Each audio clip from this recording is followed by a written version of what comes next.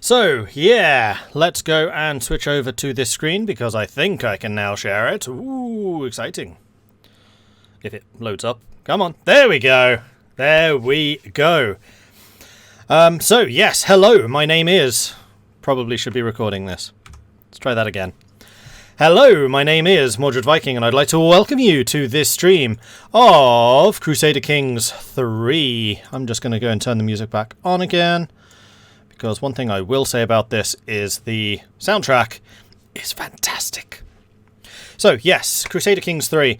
I have gotten 24 hours out of the game so far, and I have actually purposefully not done as much as I probably could have because I wanted to share it with you on stream. It was my intention to stream the 867 start date, and we're still going to do that. I haven't played in 867 at all, so I don't know anything about it. I've only played in the 1066. So, we are going to start a new game. Oh, there's still no sound because I still haven't enabled it. There we go. There's the soundtrack. So, this is how the new game start looks. There are 6 options. You've got Wrath of the Northmen, the Great Adventurers, the Carolingians, who are the first 3 for the 867 bookmark. Then the Fate of England, Rags to Riches, and Iberia in Pieces. And one thing which is really cool about this is it will make suggestions about who to play as. So, for example, Wrath of the Northmen, you can play as Ivar the Boneless over in the Isles, Bjorn Ironside in Sweden, Sigurd Snake in the Eyes in Denmark, Halfdan Whitechurt in New Lancaster. I guess at this point you could call it Jorvik. And the Count of Dorset, a certain Alfred. I'm sure he won't do anything that's very great down in Dorset. And we've got the Great Adventurers, which includes Rurik the First in the Principality of Novgorod, King of Morgia Confederation, the Countess of Dora down in Africa. Oh, now that's interesting. The Count of Anjou, Count Eudes over here in France, and then Jarl Haston, which actually sounds like a really interesting game. There's actually a bunch of Vikings over here in Brittany, and Haston starts with like 3,000 soldiers, so that could definitely be an interesting one.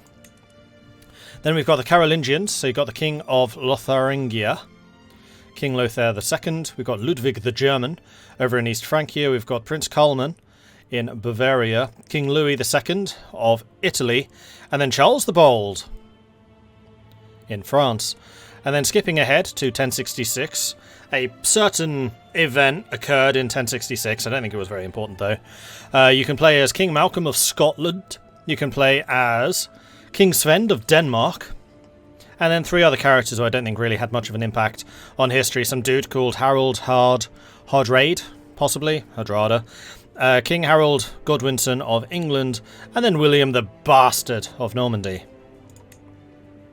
The other options are King Murchad, and I would very strongly recommend, if you're just starting the game for yourselves, that you play as the Duke of Munster. He is the tutorial character, and actually is really good for the tutorial. We've got the Duke of Toledo down in Spain, the Duke of Apulia over in Italy, and he's interesting because he's also a Norman. We've got the Duchess of Tuscany, a certain Matilda, and then Duke Vacislav over in Bohemia. And then finally, 1066, Iberia in Pieces.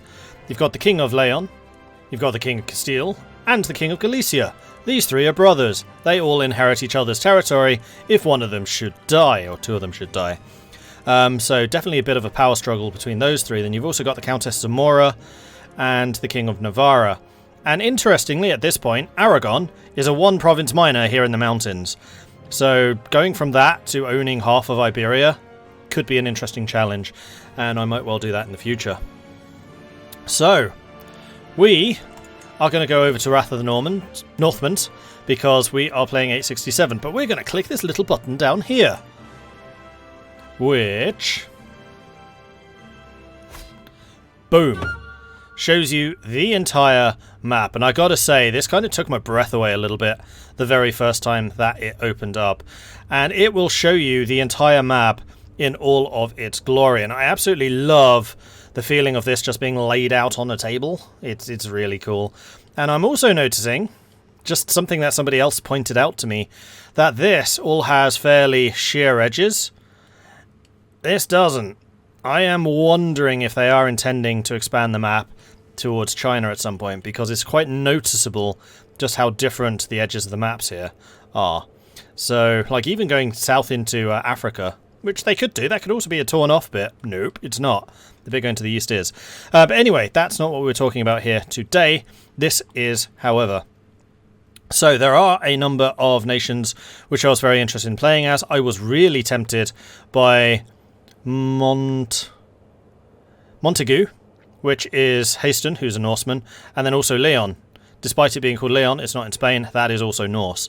Jorvik is Norse. The rest of England isn't, and there's definitely a lot going on in England. Ireland is nicely split up, and then we've got all of the fragmentary parts of Scandinavia. One of the options was to play in Vestfold. That is Harold Fairhair, who is a Yngling and would go on to create the Kingdom of Norway. Or we could play over here as the chieftain Stein Skullisson of Gotland, which some of you may know was kind of the template for the March of the Vikings campaign, where we went from Gotland to India. And I don't know if I 100% want to do a full March of the Vikings campaign, because I don't know if there's any converters.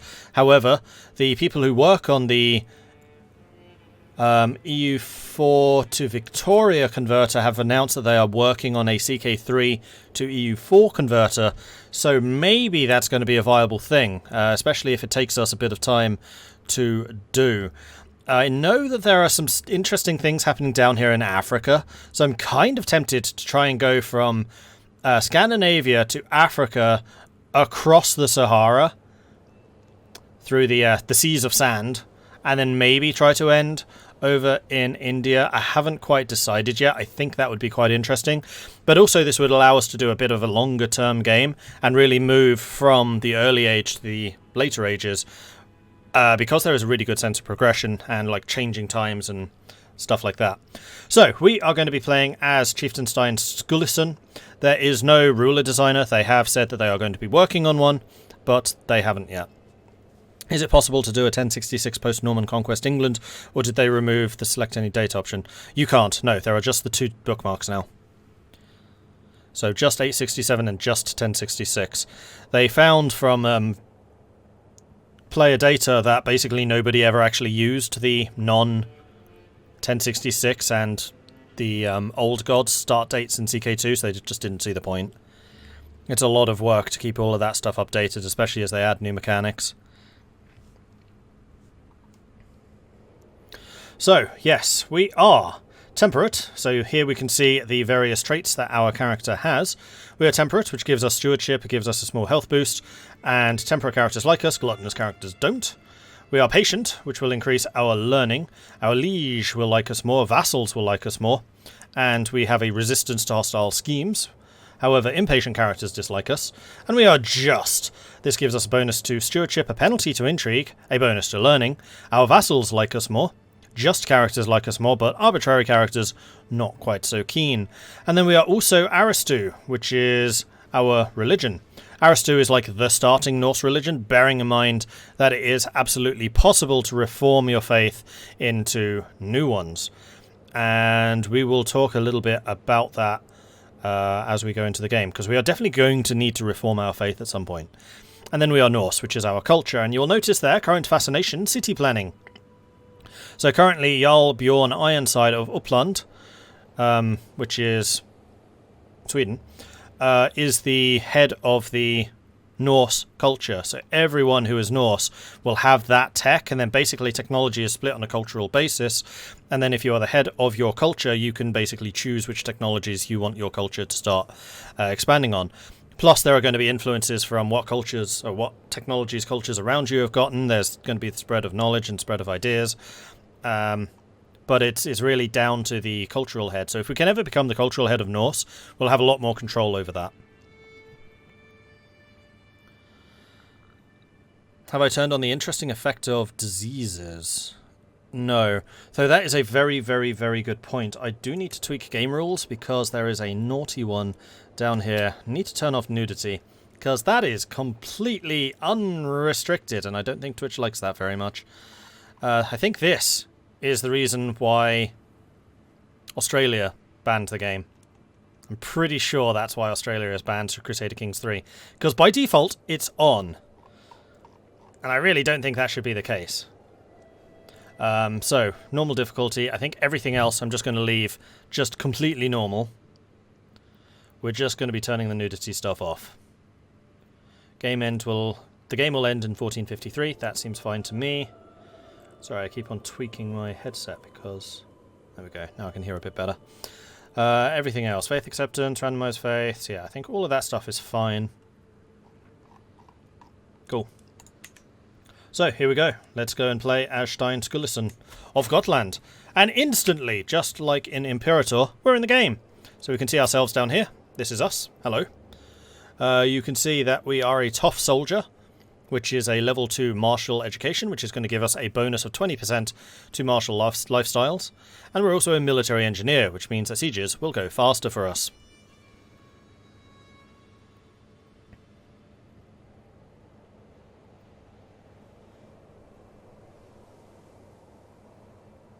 Held myself back from saying the game is a NSFW, but I guess it is. Yeah, it is. Just because that's on by default, I think.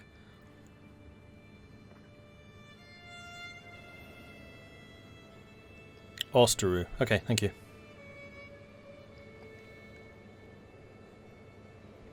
Check the game is available in Australia. Because I know that that nudity thing really caused a lot of concern amongst the creators until I worked out how you could turn it off. And then I was like, don't worry, we can fix this. We just need to remember to do this every single game. Right, so we are Gutter. We are House Gutter. Face not the horse. We are obscure, so we don't have a lot of splendor, which is basically the renown of your entire dynasty. We are the dynasty head, which we can see by this icon over here. And if we click on Gutter and then open the dynasty tree, we can see who exactly is in the dynasty. So it's just us and then our two kids, Inga and Ellen. We are married to Alfilda of Gotland, who is an elusive shadow. She is a level 4 intrigue character, which is good, because, I don't know, we're not actually terrible at intrigue. We've actually got a pretty good start here. We've got 12 prowess, parents dead, we have no siblings, we have no concubines, and we have a standing army of 439. We'll definitely be making use of that. What else do I need to cover before we get started here? Lifestyles. So, yeah, follows. I should probably keep note of that. Kuraiko Z, Doncam8612, Bermentol, Myro Games, Mr. Cool, and Daedalus. Thank you very much for the follows. Welcome to the channel. Very, very pleased to see you joining us today. Gutter is good. Gutter is very good. Does every house have a saying? I think so. One of the ones that I had a good chuckle about is in the 1066 start, you can start as the Count of Lancaster. Unfortunately, in this start... no, sorry, it's in this one. The Count of Lancaster. The most awesome county in the world. Oh no, it has a different title. Okay, so in my test game, when I was checking this, House Bjorming's saying was actually no greed, which really made me laugh. But apparently it's now no envy, so some of them are obviously randomly generated. Okay, so what else are we talking about? Lifestyles, because we need to pick one. So we are currently 10 diplomacy, 11 military, 15 stewarding, 10 intrigue, and 8 learning. We have a bonus to lifestyle gain for martial, because we are a martial education, and we currently have just 3 points in the gallant tree. And the gallant tree is mostly about personal combat ability. So strategist is about winning battles, there you are the army commander. Overseer is about ruling through dread, it's all about gaining authority. And then gallant is how well you personally fight. And one of the nice things about gallant is it comes with the chivalric dominance ability, which will increase your knightly efficiency by 75%. That's going to come in very useful for us, especially early on. So it's a good thing that we started with that. I'm tempted to continue down the gallantry. I don't think there's any reason for us not to do this. Yeah, I'm pretty happy with the gallantry. It'll get us some more champions, which will be, like I said, useful. So we're going to go ahead and do martial. We're going to choose which focus, and you don't need to worry about which focus you take. This is mostly about the bonuses you get from that focus. Like if you take strategy focus, you can still put points in gallant. There's no difference there. So do we want the +3 martial experience, martial 1 dread gain and control gain, or prowess and attraction and advantage? So advantage is a military advantage, so it does make you a slightly better commander. One thing I'm not sure about is how much does martial affect command skill versus advantage? I have a feeling that the chivalry focus actually gives you a bigger bonus than martial. And we're going to be taking the lead for our raid, so I'm going to take the chivalry focus. Because the other effect of martial is it does raise your levy size, so I'm assuming that chivalry just makes you a better battlefield commander. The other important thing is your prowess. So here we can see we have a prowess of 15, which is actually pretty good, and that is how good we are at fighting. An important thing to note is your prowess really matters when you are in battles. If you have a low prowess and you are leading the battle, you are probably going to die. If you have a certain offspring that you would like to get rid of, and they have a poor prowess, make them a knight, stick them in battle. Because the next thing we should talk about are our levies. So if we click over here in the top right, we bring up the military overview. And we can see that we have 434 levies. Now, unlike Crusader Kings II, levies are just a unit type. These are just bog standard peasant soldiers. They are not split into different unit types. There's no archers, cavalry, heavy infantry, pikemen, etc. They are just levies. And levies tend to be pretty rubbish, but they are very, very, very, very, very, very, very, very, very cheap. Then you have the champions, or knights as they're known by the Catholic nations. And your champions are your top characters in terms of prowess. So the important thing about this is you don't assign champions in the same way that you did in TK2. They are not a minor title, and this took me a bit to get my head around. They are just assigned based on how good they are. So Gunnar here has a prowess of 14. He is an excellent knight. And these guys will actively fight in the battle. So these guys having high prowess plus our chivalric modifier, which will increase our knight's strength even further. So you can see here we have a champion effectiveness of 195%.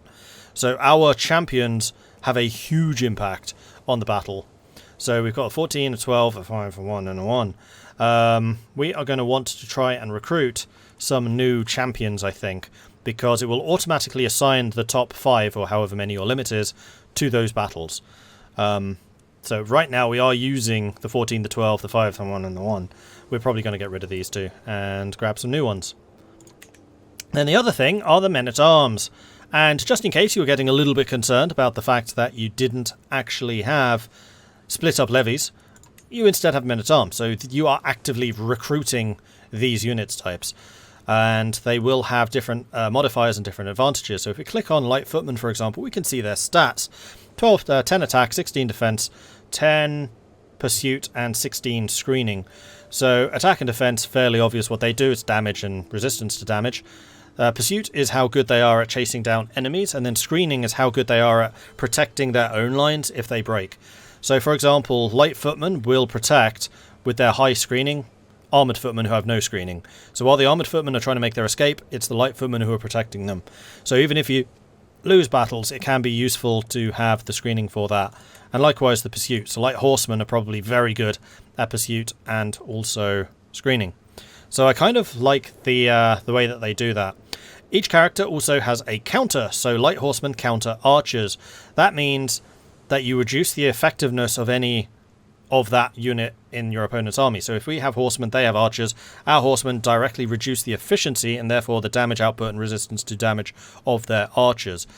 So unlike Crusader Kings II, where you kind of wanted to focus on like a unit type just because you got all your technology stats in that unit type, in this you do want to mix and match. So we will eventually unlock the Huskarl, which is like our Scandinavian special unit, which is a advanced form of the armoured footman. Armoured footmen are countered by light footmen. Light footmen are very, very prevalent, so we're going to want something to counter enemy light footmen so that they can't do as much damage to our armoured footmen, for example. And then you can kind of see just how combat will start to evolve from there as you're doing the counter to the counter's counter to the counter's counter's counter. And you can do this with a lot more informed decision making than, for example, Imperator, where the battle strategy is completely arbitrary. It's like, I fancy doing shock because it has a cool icon. I was never really sold on that. So this is a lot better because informed decision making, and your unit stats can change. They can differ. So for example, if you build a blacksmith, that's going to make your armoured footmen stronger, so that gives you a little bit more incentive to use more armoured footmen. But if your enemy over in Estonia realises this, then they're going to build something to counter your excellent light footmen. So it's kind of cool like that. It's a little weird, the light footmen counter armoured. Well, they've used a bad name for this. Light footmen really mean skirmishers. And so this is like they even call them skirmishers here. Type archers, type skirmisher. So I think that name should really change to skirmisher. It's about harassing. It's just the javelin guys. And then the bowmen counter light footmen. Horsemen counter the bowmen. Pikemen counter the horsemen. Armoured footmen counter the spearmen. Huzzah!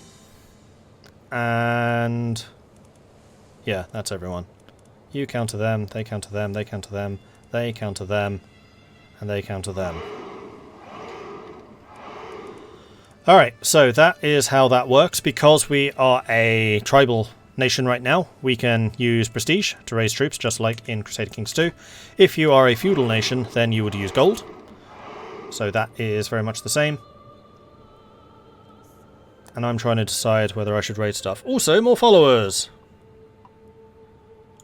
I need to turn that scroll speed, otherwise we're going to have that issue again. Game.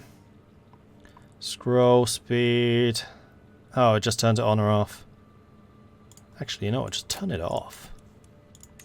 Oh, yes. Because I use the middle mouse button anyway. Now, where do we get up to? Inkster! Luba Braven.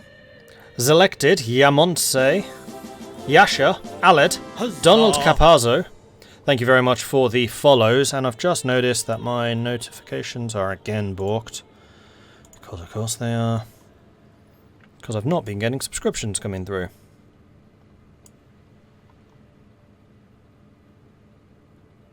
And I know that we had a couple. Let's see. Garth Wells coming in with a 8-month Prime resubscription. Thank you very much for the ongoing support there, Garth Wells. Varric coming in with a 5-month Prime resub as well. Thank you very much for that, Varric. And then Bussy coming in with a 16-month resubscription. Thank you so much for the ongoing support there, Bussy. Good to see you. I know it's been a while. I know we were just talking on Discord, but it's been a while. Huzzah! And Ansrak has come in with a new Prime subscription. Welcome to the Maudlings. Thank you very much for that. And a Hype Train. Choo-choo. We got a Hype Train going. I like the look of CK3. It looks very nice. It does. They've actually done a fantastic job with the graphics in this. And also the sound. I really, really like the soundtrack for this game. We haven't heard it very much yet, but we will. Okay, so what are we going to do? First thing I'm going to double check is the County of Gotland, because we're an independent nation. Wait, why did my air just change? All I did was click on my county. Okay. We are de jure the Duchy of Visby, which is just on its own. So there is nobody that's going to have a de jure claim on us. That's good, because I was a little bit worried that maybe Uppland would come after us. But I don't think they will. Besides, we are Osteru, so they're not going to be particularly pissed off with me. And then we can start raiding. So raiding in this is more difficult than CK2. It takes a long time to raid, and it is significantly more dangerous. And I will explain how and why as we go. So the first thing we're going to do is click on this red flag here. This is a rally point. You can stick those wherever you like, and this is where your armies will raise. And if you want to raise an army from a rally point, you just click on the rally point, and then you are given this dialogue over here. And we can see that we have local levies, we can see that we have no men-at-arms at the moment, and 5 champions, and we are considered elite quality. The quality is an automatic thing. It kind of gives you an overview of how strong your army is compared to others. So elite is good. Huzzah! And we are probably elite quality because of the quality of our champions, because lack of men-at-arms. Later in the game, it's going to be basically the number of men-at-arms you have versus levies. The more levies you have, the lower your quality. Bandit Viking, thank you very much for the 14-month resubscription. Very much appreciate that. Grab an axe and you're not naked anymore. I mean, that's true. And then Myro Games, thank you very much for the bits. Very much appreciate that.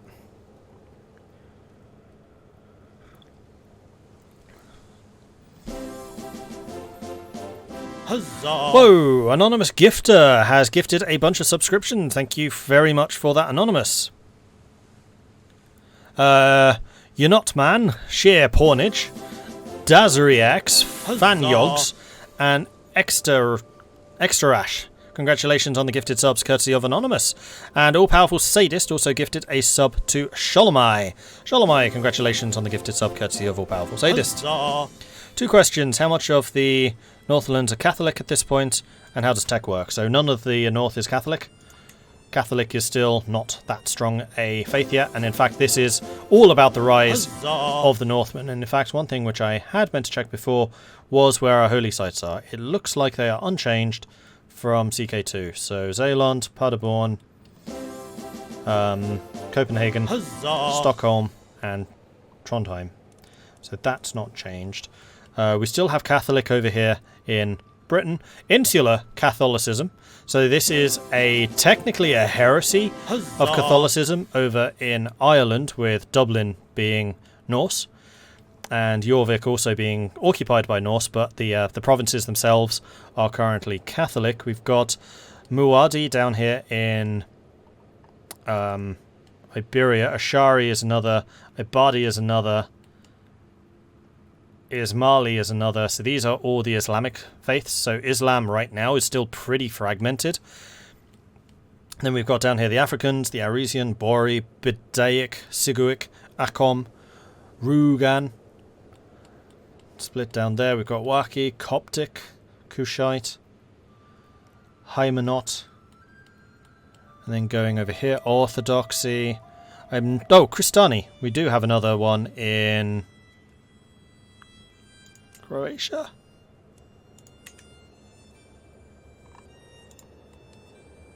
No, that's not Croatia. That's Croatia. That's Serbia. Bosnia. That's Bosnia. I was going to say, Serbia feels like it was further south.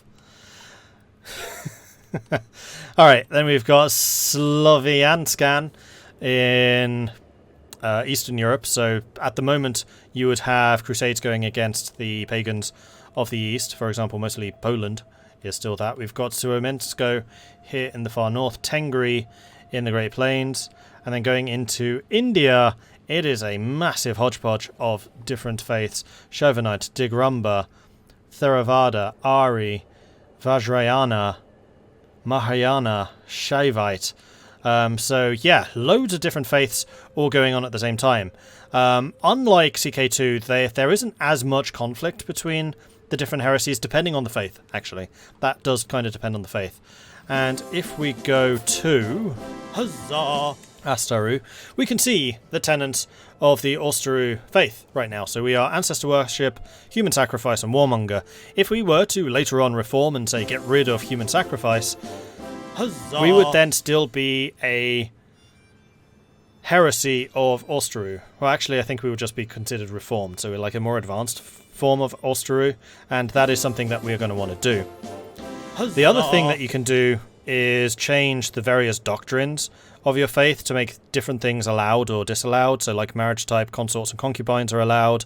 Divorces are always allowed. They don't need to be sanctioned by, for example, the Pope. Huzzah! You're allowed to legitimize bastards. Same-sex relations right now are criminal. You can allow them. Different forms of adultery, kinslaying, whether it's allowed or not. Huzzah! Whether clerics can marry. So under our faith they can, under Catholicism they can't. And some of them, so for example, Insular versus Catholic, are going to have some of the differences in here as opposed to the tenets. I think the tenets make you basically a new faith, whereas just changing the doctrines makes you a heresy. I think that's how that works. Huzzah! Haven't actually done it yet, so that's going to be something that we need to find out. And then if we wanted to reform the faith, we can click on this, and then all of these are clickable, and we can start actually tweaking the different aspects Huzzah! of the faith itself. That is, however, going to cause a schism, where half of our vassals will adopt the new faith, half of them will still have the old faith, and it will take some time for you to basically consolidate Huzzah! everything again. That is a lot of gift subs coming in. I'm going to go and acknowledge those. Let's go scroll up, scroll, scroll, scroll.